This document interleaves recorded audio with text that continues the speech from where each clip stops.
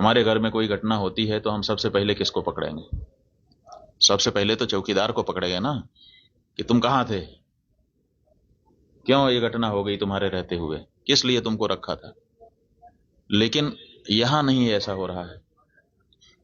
यहां जो है कहते तो हैं कि हम चौकीदार हैं, लेकिन चौकीदारी अगर की गई होती, हाँ चौकीदार अगर अपने काम में पक्का होता है तो उसके ऊपर आक्रमण करके उसको कोई मार दे, लेकिन फिर कहा जाता है कि इस चौकीदार ने अपना निभाया। यहां तो कुछ पता ही नहीं है, कोई लड़ा ही नहीं उनसे, किसी ने उनको रोकने की कोशिश ही कहीं नहीं की। वो आए, घटना की, आराम से चले गए, कहीं पर उनको कोई बाधा नहीं है। कहाँ है चौकीदार? और चौकीदार के बारे में चर्चा ही नहीं हो रही है। अब कह रहे हैं हम उनको सबक सिखा देंगे, हम ये कर देंगे, हम वो कर देंगे। पाकिस्तान की धरती से आए थे।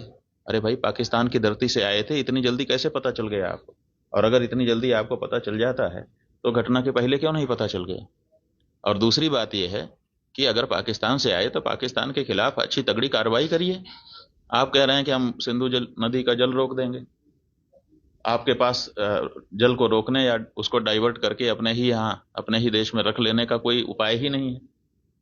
हमने विशेषज्ञों से पूछा कि अगर हम सिंधु नदी का जल पाकिस्तान में जाने से रोकना चाहते हैं तो हमारे पास क्या व्यवस्था है।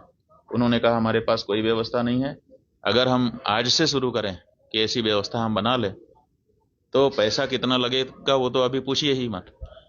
अगर पैसा पर्याप्त दे दिया जाए, पैसे के कारण एक दिन भी काम ना रुके, तब भी 20 साल लगेगा, तब हम सिंधु नदी का जल रोक पाएंगे।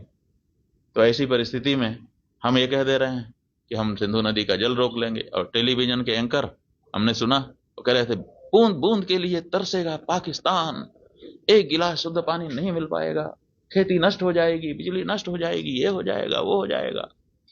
गजब बता रहे थे, ऐसा लग रहा था कि जैसे प्यास तो लग ही गई पाकिस्तान को। और इधर विशेषज्ञ बता रहे हैं कि हमारे पास पानी को रोक लेने का कोई उपाय ही नहीं है।